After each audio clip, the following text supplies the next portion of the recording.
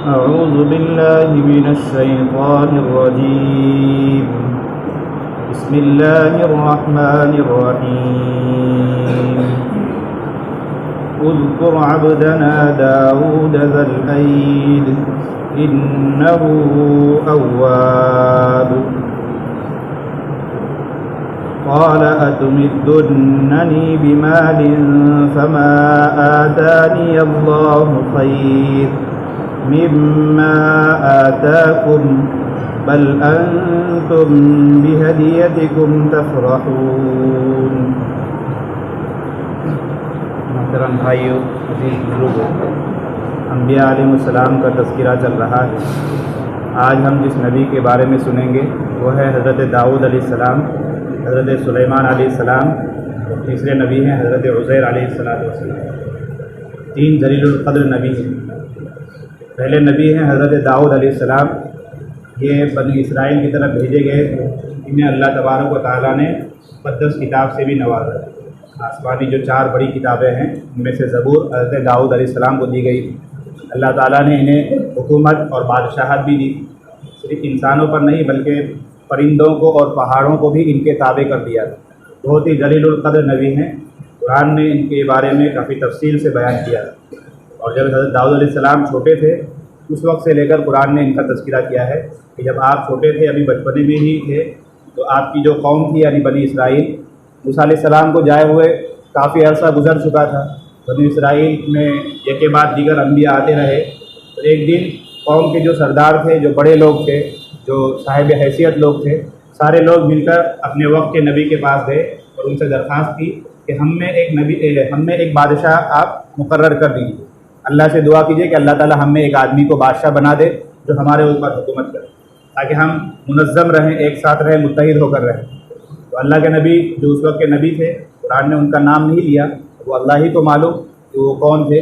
तो कुरान कहता है उस नबी ने कौम को समझाया भी, देखो भाई आप मुतालबा तो कर रहे हो बादशाह बनाने का, अगर अल्लाह बादशाह बना दे और तुम नहीं मानो, फिर से तुम गोया कि बादशाह का इनकार करने लगो तो अल्लाह का अज़ाब आ सकता है।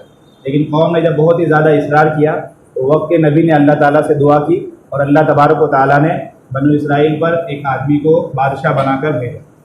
और उनका नाम भी लिखा है कुरान में। उनका नाम हज़रत तालूत रहमतुल्लाह अलैह। नबी तो नहीं थे लेकिन बहुत ही नेक दिल बादशाह थे। और ये जो आदमी थे हज़रत तालूत, ये मालदार नहीं थे, यानी गरीब इंसान थे, मामूली इंसान थे। मुआशरे में अब तक इनकी कोई हैसियत नहीं थी, लेकिन चूँकि इनके अंदर वो सलाहियत थी, वो क्वालिटी थी जो कौम को लीड कर सके, लोगों की रहनुमाई कर सके। एक कायद के अंदर, एक बादशाह के अंदर जितनी सिफात होनी चाहिए, बहादुरी है, ताकत है, होशियारी है, इसी तरह समझबूझ है, सारी चीज़ें इनके अंदर मौजूद थी। तो जब सरदारों ने देखा कि भाई एक मामूली इंसान को बिठाकर हमारे सर पर बुला के मुसल्लत कर दिया गया, तो लोग फिर से चेमी गोइयाँ करने लगे। उस वक्त नबी ने समझाया कि देखो ये तुमने मांगा था, तुम्हारे मुतालबे पर अल्लाह ने इनको बनाया है। अल्लाह ताला के यहाँ मालदारी नहीं देखी जाती, बल्कि अल्लाह के यहाँ इंसान की अपनी सलाहियत देखी जाती। तो हज़रत तालूत की सलाहियत की वजह से अल्लाह ने गोया कि इनको बादशाह मुकर्रर किया। खैर, समझाने के बाद कौम नाचार मजबूर होकर उनको बादशाह तस्लीम कर दिया। उस ज़माने में एक बादशाह और था, जालूत नामी, बड़ा जालिम था, बड़ा सरकस था, लोगों पर बहुत जुल्म किया करता था। तो हज़रत तालूत को हुक्म हुआ कि उस जालूत के ख़िलाफ़ ये लश्करकशी करें, उसके ख़िलाफ़ जंग करें। तो ये सारे लोगों को लेकर निकले। बादशाह बन चुके थे, पूरी कौम इनके ताबे थी, और ये बादशाह फ़ौज लेकर, लश्कर लेकर रवाना हुए। दरमियान में अल्लाह तबारक व तआला ने कौम को आज़माना चाहा, और जिस रास्ते से जा रहे थे उस रास्ते में एक दरिया भी आता था। तो कौम को, पूरे बनी इसराइल के जितने लोग थे, हर एक को हुक्म दिया हज़रत तालूत ने कि देखो भाई तुम्हें मेरी इताअत करनी है, मुझे बादशाह बनाया गया है, लिहाजा अब तुम मेरी मान कर चलो, अमीर की मान कर ही चलना है। अपनी मनमानी करोगे तो गोया के फंसोगे। और लोगों को कह दिया कि एक समंदर आएगा, दरिया आएगा, लेकिन उसमें से किसी को पानी नहीं पीना है। चाहे तुम्हें प्यास लगे लेकिन तुम पानी नहीं पीना है। हाँ, अगर प्यास से तुम बेताब हो जाओ, बहुत ज़्यादा तुम्हें प्यास लगे, तो ज़्यादा से ज़्यादा एक घोंट पी सकते हो, ताकि हलक खुश्क ना हो, कांटे ना चुभे, तुम सही सलामत रह सको। तो एक घोंट पीने की इजाज़त है, लेकिन मजबूरी के दर्जे में, बाकी सारे लोगों को पीना नहीं है। तो जब कौम का वहाँ से गुजर हुआ, क्योंकि एक आजमाइश थी, अल्लाह ने हर एक पर प्यास मुसल्लत की, सारे लोग प्यासे हो गए। इतने में जो कौम के काफ़ी अफराद थे, अक्सर लोगों ने उसमें से पानी पी लिया। कुछ ही नेक बंदे थे, अल्लाह वाले थे, जिन्होंने पानी नहीं किया और अपने बादशाह के, अपने अमीर के फैसले पर वो लोग कायम रहे और जो वादा किया था उस पर कायम रहे। और पानी तो पी लिया, उसके बाद दरिया जो ही पार करने लगे, उबूर किया, तो जिन लोगों ने भी पानी पिया था वो उनकी हिम्मत जवाब देने लगी। सब ने बुज़दिली का मुजाहरा किया और जो कुछ ही लोग बचे थे वही लोग वहाँ से गोया कि आगे मुकाबला के लिए और जालूत के खिलाफ लश्करकशी के लिए आगे बढ़े। उस वक्त जो चंद मोमिनीन थे, जो खालिस ईमान वाले थे, उन्होंने अल्लाह ताला से दुआ भी की, ऐ अल्लाह हम चंद लोग हैं, कमज़ोर लोग हैं, लेकिन आपके नाम पर हम निकले हैं, आप हमारी मदद कीजिए। और कुरान वही कहता है कि उन लोगों ने यहाँ तक कहा कि अल्लाह की शान ऐसी है, अल्लाह ताला की ज़ात ऐसी है कि अल्लाह ताला एक छोटी सी जमात को बड़ी सी जमात पर अपनी कुदरत से गोया के गालिब कर देते हैं। जैसे बदर का वाक़या हमारे सामने है, 313 ने पूरे मक्का को बल्कि पूरे अरब को शिकस्त दी है। तो अल्लाह का एक दस्तूर है कि अगर ईमान कामिल होगा, लोग अल्लाह पर एतमाद करेंगे, तो मुट्ठी भर जमात भी पूरी दुनिया पर गालिब आ सकती है। दूर क्या जाएंगे, आज के ज़माने में देख लीजिए, हमास की जो जमात है, चंद लोग हैं, चंद हज़ार हैं और सामने पूरी दुनिया है। सिर्फ इजराइल नहीं, उनके पीछे पूरी दुनिया की क़ुव्वत उनके सामने है, लेकिन चंद मुट्ठी भर लोगों ने उनके नाक में गोया के दम कर रखा है। तो ये अल्लाह ताला का दस्तूर है कि जितना ईमान मजबूत होगा, चाहे जमात थोड़ी सी हो, लेकिन अल्लाह की मदद और नुसरत आती है। तो इस तरह अल्लाह ताला ने हज़रत तालूत की मदद की और ये मुट्ठी भर जमात थी, इन्होंने जालूत को और जालिम बादशाह को शिकस्त दे दी और ये हुकूमत करने लगे। तो इतने में ही हज़रत दाऊद अलैहिस्सलाम बचपने से जवानी में आए और जवानी से अल्लाह ताला ने इनको एक ख़ास मकाम दिया और तालूत के बाद बादशाह हज़रत दाऊद अलैहिस्सलाम को मिल गए। अल्लाह ने इन्हें हुकूमत भी दी और साथ में नबूवत की दौलत से भी नवाजा और अल्लाह ने इनाम ये भी किया कि नबी भी बनाया और मुकर्रम नबी बनाया।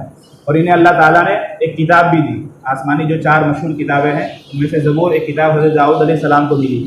इसी के साथ अल्लाह ने इनके लिए पहाड़ों को मुसख्खर कर दिया था, यानी पहाड़ इनके ताबे थे, परिंदे इनके ताबे थे और इनके हाथ में अल्लाह ताला ने वो सलाहियत दी थी कि ये लोहे को गोया कि इनके हाथ में मोम बना दिया। जिस तरह मोम को हम जिस तरह चाहें नरम करके जैसी शक्ल देना चाहे, जैसा शेप देना चाहे हम दे सकते हैं, इंसान के लिए आसान कर दिया अल्लाह ने। तो लोहे को जो एक सख्त चीज़ है, अल्लाह ने इनके हाथ में गोया कि उसे नरम कर दिया था और वो अपने हाथ से सीन वगैरह बनाया करते थे और लड़ाई के हथियार वगैरह बनाया करते थे। तो अल्लाह के नबी हज़रत दाऊद अलैहिस्सलाम हैं, जिन पर अल्लाह तबारक व तआला ने बहुत ही ज़्यादा इनाम किया और अपने इनामात से नवाजा। और ये नबी भी ऐसे थे कि बादशाहत तो मिल गई, दुनिया की सारी ताकत इनको मिल गई, सिर्फ इंसानों पर नहीं बल्कि चरिंद परिंद पर भी गोया कि अल्लाह ने इनको हुकूमत दी। लेकिन इन तमाम चीज़ों के बावजूद ये हमेशा अल्लाह ताला की इबादत किया करते थे, तन्हाई में बैठकर हमेशा अल्लाह ताला का विर्द किया करते थे, ज़बूर की तिलावत किया करते थे। और अल्लाह ने इन्हें आवाज़ भी बहुत अच्छी दी थी, सुरीली आवाज़ दी थी। जब ये पढ़ते थे तो सारी चीज़ें गोया के ठहर कर सुनने लगती थी। अल्लाह तबारक व तआला ने इन पर यह इनाम किया। हदीस शरीफ में है, जो आयत मैंने आपके सामने पढ़ी, उसको अब्दना दाऊद, अल्लाह कहते हैं अपने नबी से, ए नबी हज़रत दाऊद अलैहिस्सलाम का आप तज़किरा कीजिए, हमारे बंदे हज़रत दाऊद का तज़किरा कीजिए। जो बड़ी क़ुव्वत वाले थे, अल्लाह ने इन्हें बहुत ही ज़्यादा ताकत से नवाजा था। इन्नहु अव्वाब, बेशक वो बहुत ही ज़्यादा रुजू करने वाले थे, यानी अल्लाह से लौ लगाने वाले, अल्लाह से बात करने वाले और अल्लाह की इबादत करने वाले बंदे थे। इसी तरह अल्लाह के नबी सल्लल्लाहु अलैहि वसल्लम ने एक हदीस शरीफ में हज़रत दाऊद अलैहिस्सलाम का तज़किरा किया कि अल्लाह ताला को सबसे ज़्यादा महबूब हज़रत दाऊद अलैहिस्सलाम की नमाज़ है और सबसे ज़्यादा महबूब हज़रत दाऊद अलैहिस्सलाम का रोज़ा है। तो तफसील फिर अल्लाह के नबी ने खुद ही बताई कि क्या मतलब इस जुमले का, कि हज़रत दाऊद अलैहिस्सलाम की नमाज़ सबसे ज़्यादा महबूब नमाज है और इनका रोज़ा अल्लाह को सबसे ज़्यादा महबूब है। तो अल्लाह के नबी ने आगे खुद वजाहत की कि हज़रत दाऊद अलैहिस्सलाम का हाल ये था कि ये पूरी रात के 6 हिस्से करते थे। मसलन 6 घंटे की अगर रात है तो शुरू के आधे रात यानी आधी रात तक ये सोते थे, यानी मसलन अगर 6 घंटे की रात हो तो शुरू की 3 घंटे ये सोते थे। उसके बाद सुलुस रात को यानी 2 घंटा अल्लाह ताला के सामने ये इबादत किया करते थे, तहज्जुद की नमाज का अहतमाम करते थे। फिर आखिर का 1 घंटा ये आराम करते थे।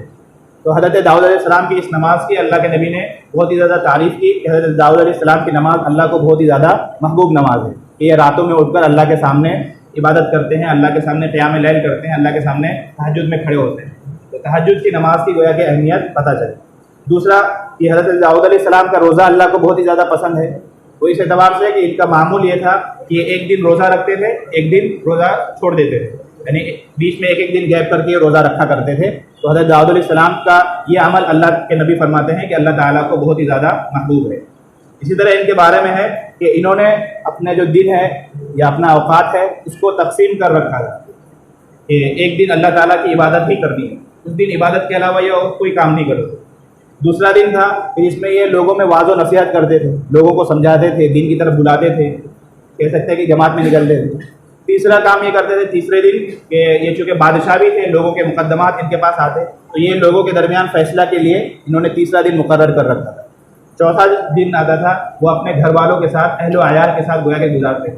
तो इन्होंने अपने औकात को इस तरह तकसीम कर रखा था। पता है चला कि अपने दिन भर के कामों में, दिन भर के मामूलात में हमें इस तरह के औकात, निज़ामुल औकात बनाना चाहिए। ये एक नबी की सुन्नत है, इसलिए कि अगर निज़ामुल औकात बनाएंगे तो वक्त में बरकत होगी, कम वक्त में ज़्यादा काम हो सकेगा। और अगर कोई निज़ाम नहीं रहेगा तो इंसान अगर कहीं बैठता है, हमारा मिजाज है मसलन चाय के टपरी में बैठ गए, वहीं पर बातें होने लगे, 3-4 घंटा यूँ ही ज़ाया हो जाएगा। कोई दोस्त मिल गया, ऐसे ही हमारा दिन भर गोया के ख़राब हो जाएगा। तो उससे जो काम हमारे थे वो काम रह जाएंगे। कामों को तरतीब देना और एक निज़ाम से चलाना ये गोया के नबियों की सुन्नत रही है, तो ये इनके ज़िंदगी से हमें सबक मिलता है।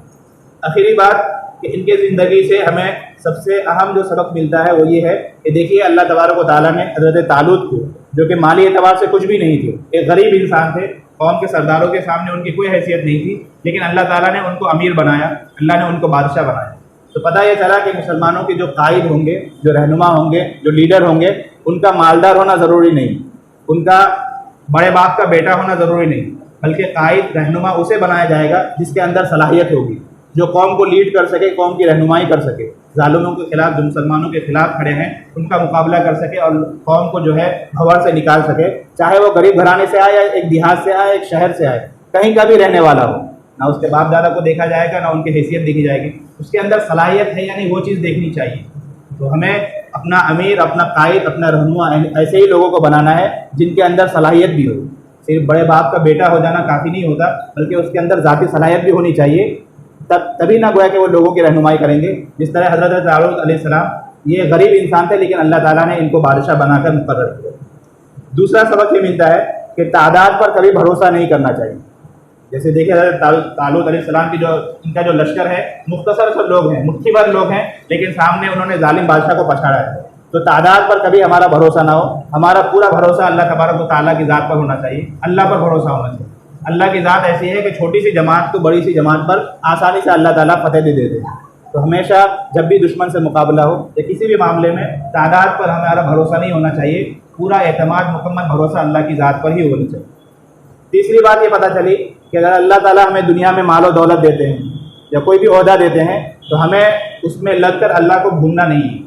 इस तरह हज़रत दाऊद अलैहिस्सलाम को देखिए कि अल्लाह ने इन्हें बादशाहत भी दी, पूरे मुल्क पर हुकूमत है, लोगों पर भी हुकूमत है, जानवरों पर भी हुकूमत है, हत्ता के पहाड़ों में जिनको अल्लाह ने ज़ुबान भी नहीं दी उन पहाड़ों पर भी इनकी हुकूमत हो गई, पहाड़ भी इनके ताबे हो गए, लुहा वगैरह सारी चीज़ें इनके गोए के हाथ में मुसख्खर हो गई। इन तमाम चीज़ों के मिलने के बावजूद हज़रत दाऊद अलैहिस्सलाम अल्लाह की याद से कभी गाफिल नहीं है। पता है चला कि अगर हमें दुनियावी नेमतें मिले तो उसमें लग कर अल्लाह को भूलना नहीं चाहिए, अल्लाह जिस हाल में भी रखे अल्लाह को हमेशा याद रखना चाहिए। ये इनकी ज़िंदगी से बहुत ही अच्छा सबक हमें मिलता है। अगले नबी हैं हज़रत सुलेमान अलैहिस्सलाम। ये हज़रत दाऊद अलैहिस्सलाम के साहबजादे हैं। अल्लाह ताला ने दाऊद अलैहिस्सलाम के बाद हज़रत सुलेमान अलैहिस्सलाम को बादशाहत दी, और इनको बादशाहत भी ऐसी दी कि इंसान तो इंसान, जिन्नातों पर भी गोया कि इनकी हुकूमत, हवा पर भी हुकूमत, जितने मखलूक़ात अल्लाह ने दुनिया में बनाई है हर एक मखलूक पर गोया कि अल्लाह ने इन्हें हुकूमत दी। हत्ता के जानवर जो आपस में बात करते हैं उनके गुफ्तगू को समझने की और सुनने की अल्लाह ने इनके अंदर सलाहियत रखी। इस कदर नेमतों से अल्लाह तबारक व तआला ने हज़रत सुलेमान अलैहिस्सलाम को नवाजा। और इन्हीं के दौर में जो बनो इसराइल है, जो आज इजराइल है, इन्हीं के दौर में बनो इसराइल को अल्लाह तबारक व तआला ने बहुत ही ज़्यादा फुतूहात से नवाजा। यानी इनके ज़माने में बनो इसराइल बहुत ही ज़्यादा खाट बाट से रहने लगे, बहुत ही ज़्यादा उनको गोया कि इज़्ज़त मिली, शोहरत मिली हज़रत सुलेमान अलैहिस्सलाम। इनके बारे में भी कुरान ने बड़ी तफसील से बयान किया है। कई वाक़यात है कि अल्लाह ताला ने इन्हें गोया कि जानवरों के बातों को सुनने की भी सलाहियत दी थी। चूटी वाला वाक़या हम में से हर एक को मालूम होगा, सूरह नमल उन्हीं के नाम पर है कि ये एक लश्कर लेकर जा रहे थे। इनका चूँकि जब ये काफ़िला बादशाह का काफ़िला होता है, तो लश्कर लेकर जा रहे थे, तो चूटियों में से एक चूटी ने देख लिया कि भाई सुलेमान अलैहिस्सलाम का लश्कर आ रहा है, तो उसने अपनी बिरादरी वाले अपने जो उनके अहले खाना है उनकी हमदर्दी में जाकर उन्होंने अपने बस्ती में या उनकी जो भी आबादी थी चूटी की, वहाँ पर जाकर उसने आवाज़ लगाई कि भाई सब अपने अपने बिलों में घुस जाओ, कहीं ऐसा ना हो कि सुलेमान अलैहिस्सलाम का लश्कर आए और तुम्हें रोन दे, तुम्हें ख़त्म कर दे, तहस नहस कर दे। इसलिए कि वो घोड़े पर सवार हैं, उनकी तो नज़र नीचे जाएगी नहीं और तुम पीछे जाओगी, लिहाजा सलामती इसी में है कि सब अपने अपने बिलों में छुप जाओ। अल्लाह तबारक व तआला ने अपनी कुदरत से ये आवाज़ हज़रत सुलेमान अलैहिस्सलाम को सुना और आप उस वक्त मुस्कुराने लगे और अल्लाह ताला की गोया कि तारीफ़ बयान करने लगे। देखिए, एक चींटी है, उसे भी गोया कि अपने कौम की फ़िक्र है, तो चींटी से भी हमें सबक लेनी चाहिए कि हमें हमेशा अपना मफाद, अपना फ़ायदा नहीं सोचना है, बल्कि कौम का फ़ायदा, कौम का मफाद ही सोचना चाहिए। और वही कौम गोया कि दुनिया में राज कर सकती है, वही कौम तरक्की कर सकती है जो अपने ज़ाती मफाद को पीछे रखकर कौम के मफाद को आगे रखे। जब तक हम अपने बहैसियत उम्मा, बहैसियत कौम, अपने कौम के मफाद को हमेशा मुकद्दम रखेंगे, इंशाअल्लाह हम तरक्की करते रहेंगे। जिस दिन से हमें अपना मफाद और अपना फ़ायदा महबूब हो गया, लोग चाहे बाहर में जाए, उम्मत चाहे बाहर में जाए, हम अपने मफाद में और अपने फ़ायदे में घिर गए, तो गोया कि उसी दिन से हमारी तनज़्ज़ुली शुरू हो जाएगी। ये एक चीज़ से हमें अल्लाह ताला ये सबक दे रहा है। और इन्हें अल्लाह ताला ने चूँकि परिंदों पर भी हुकूमत दी थी, हवा पर भी, हर चीज़ पर भी, तो इनके ज़माने में ये हर एक की हाज़िरी लिया करते थे। दरबार में जितने लोग होते थे सबकी हाज़िरी लेते थे। एक दिन ऐसा हुआ कि एक परिंदा, हुदूद परिंदा, वो गायब है। सुलेमान अलैहिस्सलाम ने कहा कि क्या बात है, आज वो आया नहीं, आज उसे आने दो, अगर कोई माकूल उज़्र पेश करेगा तो ठीक है, वरना मैं आज उसे बहुत सख्त सज़ा दूंगा और उसे ज़बह कर दूंगा।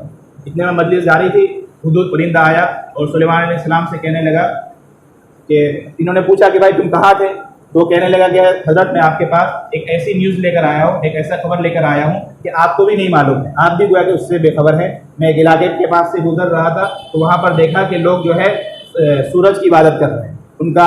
उनकी जो हुक्मरान है या उनके ऊपर जो सरदार मुकर्रर है, वो एक खातून है, एक औरत है, और उनकी मातहती में लोग सूरज की इबादत करते हैं, अल्लाह के साथ गोया कि शिर्क कर रहे हैं। सुलेमान अलैहिस्सलाम बहुत ही ज़्यादा गुस्सा हुए और इस मामले की उन्होंने और तफ्तीश की, तो पता चला कि मामला बिल्कुल सही है। फिर आपने उस मलिका के नाम, जिनका नाम बिल्कीस बताया जाता है, उनके नाम आपने ख़त लिखा है और आपने पूरे धमकी दी है कि भाई या तो तुम इस्लाम कबूल करो या फिर हम तुम्हारे खिलाफ लश्कर कशी करेंगे। तो वो बिल्कीस के बारे में आता है कि जो ही उसे ये ख़त मिला, उसने अपने दरबारियों के साथ मशवरा किया और सबके साथ राय जानने की कोशिश की कि बताओ तुम क्या राय देते हो, ये जो हमें ख़त आया है इसके खिलाफ, इसके बारे में हमें क्या इक़दाम करने चाहिए। तो लोगों ने उसे तसल्ली दी कि देखिए, आप जो हुक्म करेंगे हम तो आपके ताबे हैं, अगर आप लड़ने का है तो हम लड़ने के लिए ताबे हैं, हमारे अंदर वो इतनी ताकत है, इतनी सलाहियत है कि हम लड़ सकते हैं, मुकाबला कर सकते हैं, बाकी राय आपकी है। वो औरत भी समझदार थी, उसने यही कहा कि भाई जब कोई बादशाह किसी मुल्क पर चढ़ाई करता है तो बादशाह की सिफत ये है, आदत ये होती है कि उस पूरे मुल्क को तहस नहस कर देता है, उसके जो मुअज़्ज़ज़ लोग हैं उसे ज़लील बना देता है और दूसरी चीज़ों को भी गोया कि तबाह व बर्बाद कर देता है। लिहाजा हमें मुकाबला तो नहीं करना है, अलबत्ता बातचीत करनी है। तो उसने सफ़ीर भेजा और सफ़ीर के हाथ सोने चांदी और जितने ज़ेवरात थे तोहफ़ा तहाइफ़ भेजे, और ताकि हज़रत सुलेमान अलैहिस्सलाम इन तोहफ़ा तहाइफ़ को देखकर कुछ नरम पड़ जाए और उन्होंने जो धमकी दी है, इस धमकी में वो थोड़े पीछे हट जाएँ। लेकिन इंसान की आदत है माल देखकर, गोया कि माल की चमक देखकर इंसान अपनी अकल खो बैठता है। लेकिन सुलेमान अलैहिस्सलाम जो है, उनके माल को देखकर उन्होंने माल ठुकरा दिया और वही बात रखी कि तुम्हें या तो हमारी दावत कबूल करनी है या फिर हमारा मुकाबला करना है। हुआ भी यही कि आपने उस मलिका को अपने यहाँ दावत दी कि आप आइए हमारे यहाँ और बातचीत होगी। तो उस मलिका के पास एक तख्त भी है, एक तख्त भी था, बहुत ही खूबसूरत तख्त था, ऐसा तख्त दुनिया में और कहीं नहीं था। हज़रत सुलेमान अलैहिस्सलाम ने अपने दरबारियों में से लोगों के सामने मुतालबा रखा कि उस तख्त को हमारे यहाँ पेश करना है मलिका के आने से पहले। तो आपके दरबार में एक मुअज़्ज़ज़ इंसान थे, एक बुज़ुर्ग इंसान थे, जिसे अल्लाह तबारक व तआला ने इसमें आज़म से नवाजा था। इसमें आज़म यानी अल्लाह का वो नाम जिसे लेने के बाद इंसान जो भी दुआ करे वो दुआ कबूल होती है। तो उसने इसमें आज़म से दुआ की और पलक झपकने में ही वो तख्त गोया कि यहाँ हाजिर कर दिया गया। बिल्कीस आई और उन्होंने सारा मंजर देखा। खैर वाक़या को मुख्तसर करते हैं कि अल्लाह तबारक व तआला ने उन्हें हिदायत दी और वह हज़रत सुलेमान अलैहिस्सलाम पर ईमान ले आई और मुकाबले की गोया की ज़रूरत नहीं पड़ी। तो ये सुलेमान अलैहिस्सलाम थे जिनको अल्लाह तबारक व तआला ने हर चीज़ पर इख्तियार दिया था, परिंदों पर, चरिंदों पर, इंसानों पर, जिन्नातों पर, हर एक पर गोया कि अल्लाह तबारक व तआला ने इन्हें हुकूमत दी थी। और बहुत ही जलीलुल क़द्र नबी थे। इनके ज़माने में ही बनी इसराइल को सबसे ज़्यादा शोहरत मिली और सबसे ज़्यादा वो लोग फले फूले और दुनिया में फैले। इनके वाक़े से हमें जो सबक मिलता है, पहली बात यही कि बिल्कीस ने हज़रत सुलेमान अलैहिस्सलाम को पैसे की पेशकश की थी, तोहफ़ा तहाइफ़ दिया था। दुनिया का ज़ाब्ता यही है, कोई आदमी जब कोई दावत लेकर खड़ा होता है या तो उसे धमकाया जाता है या लालच दी जाती है। आज भी कोई नेता हो, मसलन पावरफुल नेता हो, तो उसे पैसे के ज़रिए खरीदा जाता है। सुलेमान अलैहिस्सलाम को भी गोया कि इस तरह ख़रीदने की कोशिश की गई, तो आपने यही जवाब दिया जो आयत मैंने आपके सामने पहले पढ़ी। सुलेमान अलैहिस्सलाम ने फरमाया, क़ाला तुमिद्दुन्ननी बिमालिन, कि तुम लोग क्या मुझ पर माल के ज़रिए एहसान करना चाहते हो। फमा आतानी अल्लाह खैर, अल्लाह ताला ने मुझे जो कुछ दे रखा है, जितनी नेमतें दी रखी है, ये बहुत ही ज़्यादा है उन नेमतों के मुकाबले में, मिम्मा आताकुम, जो नेमतें अल्लाह ने तुम्हें दी है। यानी जो तुम पैसा हमें दिखा रहे हो, जिससे हमें लालच दे रहे हो, अल्लाह ने तो मुझे इससे कई गुना ज़्यादा दे रखा है, लिहाजा तुम्हारे पैसे की हमें ज़रूरत नहीं है। बल अंतुम भी हदियतिकुम तफरहो, बल्कि तुम ये छोटा सा हदिया देकर खुश हो रहे हो। अल्लाह ने तो मुझे गोया कि हर चीज़, हर खजाने पर अल्लाह ने कंट्रोल दे रखा है। तो हज़रत सुलेमान अलैहिस्सलाम ने उनकी इस माली लालच, माली पेशकश को रद्द कर दिया, और जिस बात पर आप पहले से कायम थे कि आपको ईमान कबूल करना होगा, तभी गोया कि मैं आप लोगों को बख्शूंगा, और उसी बात पर आप कायम रहे। इसमें हमारे लिए सबक ये है कि अक़ीदा और ईमान बहुत ही अनमोल नेमत है, इससे कीमती चीज़ कोई नहीं। अगर कभी हमारे सामने कोई आदमी या कोई भी हमारा दुश्मन माल की पेशकश करे और हमारे ईमान का सौदा करे, तो हमें ऐसे माल को चाहे करोड़ों की शक्ल में हो, अरबों की शक्ल में हो, लात मार देना चाहिए। ईमान से बढ़कर, अक़ीदे से बढ़कर गोया कि कोई अनमोल और कोई कीमती चीज़ नहीं है। हज़रत सुलेमान अलैहिस्सलाम ने अपने इस फैसले से हमें ये सबक देने की कोशिश की है। दूसरी बात ये कि मशवरे से कोई भी काम होना चाहिए, जो भी इज्तिमाई काम हो मशवरे से होना चाहिए। जैसे बिल्किस का वाक़या देखिए, जब सुलेमान अलैहिस्सलाम का ख़त आया तो बिल्किस ने अपने दरबारियों को बिठाकर मशवरा किया और फिर मशवरे में जो बात तय हुई उसी के मुताबिक अमल करने की कोशिश की है। पता है चला कि इज्तिमाई उमूर में हमें मशवरे से काम लेना चाहिए, अमीर को तने तनहा फैसला नहीं कर लेना चाहिए। तीसरी बात ये पता चली कि हमारे अंदर तवाज़ु और आजिज़ी और इंकिसारी होनी चाहिए।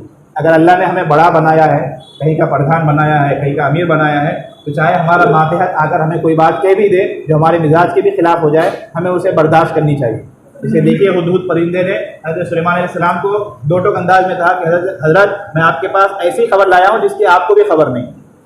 हालांकि हज़रत सुलेमान अलैहिस्सलाम को वह कि अपने सल्तनत की अक्सर चीज़ों की खबर होती थी, लेकिन हुदहुद के इस जवाब से और हुदहुद के इस कहने से गोया कि आप बरहम नहीं हुए, बल्कि आपने इसको संजीदगी से लिया और मामले की तहकीक की और उसके मुताबिक आपने कार्रवाई की। पता है चला कि अगर हम अमीर हैं, हम कुछ बड़े हैं, या मुआशरे में, सोसाइटी में हमारा एक ख़ास मकाम है, एक आम आदमी भी हमें कोई बात कहता है तो उस बात को यूँ ही हवा में उड़ने नहीं देना चाहिए, बल्कि उसे भी संजीदगी से लेनी चाहिए और उसकी तफ्तीश करनी चाहिए। अगर वो बात सही हो तो उसके मुताबिक हमें कार्रवाई करनी चाहिए। तो हज़रत सुलेमान अलैहिस्सलाम थी जिनका जिक्र अल्लाह तबारक व तआला ने बार बार कुरान करीम में किया। तीसरे नबी है हज़रत उज़ैर अलैहिस्सलाम, और ये वो नबी है जिनके बारे में सूरह बकरा में आपने पढ़ा होगा। अल्लाह तबारक व तआला ने इनको मौत दी और 100 साल के बाद दोबारा आपको ज़िंदा किया। सूरह बकरा में इनका वाक़या तफसील से लिखा है। और ये वो नबी है जिनको आज भी जो इजराइली है, जो यहूदी है, इनको गोया कि अल्लाह तबारक व तआला का बेटा मानते हैं। नौजुबिल्लाह, हज़रत उज़ैर अलैहिस्सलाम को ये लोग अल्लाह का बेटा कहते हैं। जिस तरह ईसाई लोग हज़रत ईसा अलैहिस्सलाम को अल्लाह का बेटा और तीसरा खुदा मानते हैं, इसी तरह यहूदियों का भी अक़ीदा है कि नौजुबिल्लाह हज़रत उज़ैर अलैहिस्सलाम ये अल्लाह के बेटे हैं, गोया कि खुदाई में इनको भी शरीक करते हैं। इसीलिए इनको एक मुशरिक कहा जाता है कि दोनों जो है अपने ज़माने तक ये लोग मुवाहिद थे, लेकिन आज दोनों कौमें जो है मुशरिक हो चुकी है। तो हज़रत उज़ैर अलैहिस्सलाम ये बहुत ही नेक सिफत इंसान थे, और इससे पहले एक जालिम बादशाह का कई मरतबा जिक्र आया था, बुख्ते नसर, जिसने सारे यहूदियों को मारकर मलियामेट कर दिया था और उनकी सारी किताबें जला दी थी। तो बुख्ते नसर के ज़माने में ये पैदा हुए थे, बड़े नेक इंसान थे। एक मरतबा अपने खेतों से काम करके लौट रहे थे तो देखा कि एक खंडर है, यानी घर है, दीवार वगैरह टूटी फूटी है, छत है और लाशें पड़ी हुई है, हड्डियाँ गोया कि बिखरी हुई है। तो वो खंडर में गए, उन्हें कुछ देर आराम करना था, थके हुए थे। तो वहाँ पर लेटे लेटे इन्हें गोया कि ख्याल आया कि ये सारे लोग मर चुके हैं, अल्लाह ताला इन्हें किस तरह मतलब ज़िंदा करेंगे। और ये जो ख्याल आया, ये उन्हें गोया कि नौजुबिल्लाह को शक नहीं था, बल्कि उनको हैरत हुई कि इतने सारे लोग बिखरे पड़े हैं और कई हड्डियाँ, अलग अलग किस्म की हड्डियाँ, अलग अलग लोगों की हड्डियाँ हैं, अल्लाह ताला इनको किस तरह ज़िंदा कर देंगे। यानी गोया कि उन्हें ताज्जुब हुआ। इन्होंने कहा कि अन्ना युहयी हादिहिल्लाहु बअद मौतिहा, कि अल्लाह ताला इनको इनके मौत के बाद कैसे ज़िंदा कर देंगे। तो अल्लाह तबारक व तआला ने इनको गोया कि मुशाहिदा कराना चाहा और अल्लाह ने उसी वक्त इनका रूह कब्ज़ कर लिया। उसके बाद बहुत मुद्दत के बाद दोबारा अल्लाह तबारक व तआला ने इन्हें ज़िंदा किया, और ज़िंदा भी इस तरह किया कि पहले इनके दिल को और अक्ल को ज़िंदा किया ताकि ये पूरी कार्रवाई को होते हुए देखे। फिर उसके बाद इन्होंने देखा कि इनका जो गोश्त है, हड्डियाँ हैं, हर एक चीज़ गोया कि एक दूसरे में जुड़ रही है। अल्लाह तबारक व तआला ने उस वक्त इनसे पूछा, कम लबिस्ता, ऐ उज़ैर बताओ कि तुम कितनी मुद्दत यहाँ ठहरे। तो इन्होंने कहा कि भाई लबिस्तु यौमन व बअद यौम, ऐसा लगता है कि शायद एक दिन या आधा दिन मैं यहाँ ठहरा हूँगा, यानी मुझे यहाँ लेटे हुए सोए हुए एक दिन या आधा दिन हुए होंगे या चंद घंटे गुजरे होंगे। अल्लाह तबारक व तआला ने कहा कि नहीं, लबिस्त मिअत आम, बल्कि तुम 100 साल तक यहाँ ठहरे। यानी तुम जो यहाँ आए थे उस दिन से लेकर आज तक 1 सदी 100 साल गोया के गुजर चुके हैं। फिर अल्लाह फरमाते हैं फंजुर इला तामिक, तुम्हारा जो तोशा था, खाने की जो चीज़ें थी, देखो वो खाने की चीज़ कैसी है, वो शराबिक, और पीने की जो कोल्ड ड्रिंक लाए थे साथ में उसकी तरफ भी देख लो। लम ये तसन्ना, कि वो ख़राब भी नहीं हुआ, यानी 100 साल गुजर चुके हैं, जो खाना पीना जैसा लाए थे उसी हाल में है। हालांकि खाने का मसला ये है कि 1-2 दिन से ज़्यादा रखें तो उसमें बुबास आनी शुरू हो जाती है। वंजुर इला हिमारी, तुम्हारी जो सवारी थी, जो गाड़ी थी, उसकी तरफ भी देख लो, अपने हिमार, अपने गधे को भी देखो। वलिनजअलका आयतन लिन्नास, अल्लाह फरमाते हैं उज़ैर, मैं तुम्हें लोगों के लिए गोया कि एक निशानी और अलामत बना दूंगा। वंजुर इलल इज़ामी कैफ़ नुनशिज़ुहा सुम्मा नक्सुहा लहमा, हड्डियों को देखो कि हम कैसे उस पर गोश्त, कैसे हम उसको जोड़ रहे हैं और उस पर गोश्त चढ़ा रहे हैं। तो हज़रत उज़ैर अलैहिस्सलाम थे जिनको अल्लाह तबारक व तआला ने ये मुशाहिदा कराया कि इंसान के मरने के बाद अल्लाह ताला किस तरह इंसान को दोबारा ज़िंदा कराएंगे।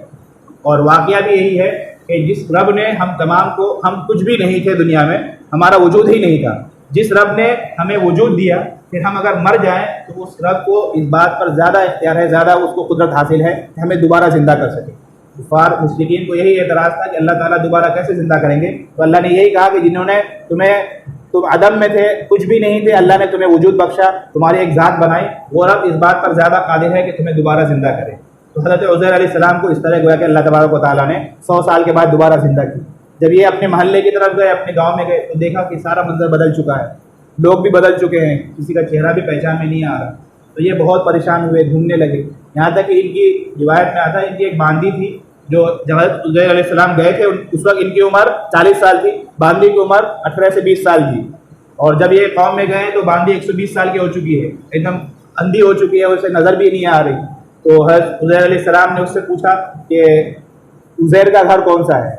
तो उन्होंने कहा कि घर तो मैं बता दूँगी, लेकिन आप बताओ आप कौन हो। तो इन्होंने कहा कि मैं उज़ैर हूँ। तो बांदी बहुत परेशान हुई कि 100 साल गुजर चुके, उज़ैर का आज तक किसी ने नाम नहीं लिया, आप कैसे उज़ैर है, मुझे मतलब तशफ़ी कराइए। तो इन्होंने अल्लाह ताला से दुआ की, उस बांदी की जो बीनाई थी वो दोबारा वापस आ गई। फिर वो बांदी आपको लेकर मजमे में गई, जहाँ पर मजलिस जमी हुई थी। वहाँ पर यूसुफ अलैहिस्सलाम के साहबजादे भी थे, आपके पोते भी थे, सब बूढ़े हो चुके थे। जाहिर सी बात है 100 साल का एक लंबा अरसा है, सारे लोग बूढ़े हो चुके थे, और उसमें हज़रत उज़ैर अलैहिस्सलाम एक जवान, 40 साल जवान, इसलिए कि जब ये वाक़या पेश आया था आपकी उम्र उस वक्त 40 साल की थी। गोया के दादा जवान है, पोता बूढ़ा हो चुका है। उसी को अल्लाह तबारक व तआला फरमाते हैं वलिनजअलका आयतन लिन्नास, ए उज़ैर अलैहिस्सलाम, हम आपको लोगों के लिए एक निशानी बना देंगे कि बेटा पोता सब बूढ़े हो चुके हैं, सबके दांत झड़ चुके हैं, लेकिन आप माशाअल्लाह बिल्कुल जवान हैं, 40 साल जवान हैं। तो ये हज़रत उज़ैर अलैहिस्सलाम थे जिनको अल्लाह तबारक व तआला ने 100 साल तक गोया के मरने के बाद दोबारा ज़िंदा किया। और इनको इस्राएली यहूदी आज भी गोया के खुदा का बेटा मानते हैं। वो इस एतबार से, जैसा कि मैंने कहा कि बुख्त नसर ने इनका मलियामेट किया था और इनकी जितनी किताबें थी सबको जला दिया था, तौरात वगैरह सारी किताबें जला दी गई थी। हज़रत उज़ैर अलैहिस्सलाम के वालिद साहब, ये भी नेक इंसान थे, उन्होंने अपने ज़माने में तौरात का एक नुस्खा किसी जगह छुपा दिया था, और उसका इल्म सिर्फ हज़रत उज़ैर को ही था। वालिद साहब का इंतकाल हो चुका था, हज़रत उज़ैर को ही पता था कि वो नुस्खा कहाँ है। जब आप कौम में दोबारा आए तो आपने लोगों को लेकर वहाँ गए और वो नुस्खा निकाला, देखा कि वो नुस्खा तो मौजूद है, लेकिन कुछ हरूफ जो है मिट चुके हैं, उसमें दिमाग वगैरह लग चुके हैं, कुछ हरूफ मिट चुके हैं। फिर अल्लाह ताला से दुआ की तो अल्लाह तबारक व तआला ने पूरा तौरात इन्हें हिफ्ज़ करा दिया। अल्लाह ने अपनी कुदरत से, इनके मोजिज़े के तौर पर पूरा तौरात इनको हिफ्ज़ करा दिया, और इन्होंने अपनी याददाश्त से तौरात को दोबारा लिखाया। तो यहूदी यहाँ पर फितने में पड़ गए इस एतबार से कि वो ताज्जुब करने लगे कि हज़रत मूसा अलैहिस्सलाम जिन पर ये तौरात नाजिल हुआ, वो भी जब तौरात लेकर आए थे तो वो तख्तियों में लिख कर लाए थे, उनको भी ज़ुबानी याद नहीं था। और ये उज़ैर 100 साल के बाद अल्लाह ने इनको दोबारा भेजा है, और ये ऐसे इंसान है कि इनको पूरी तौरात ज़ुबानी याद है।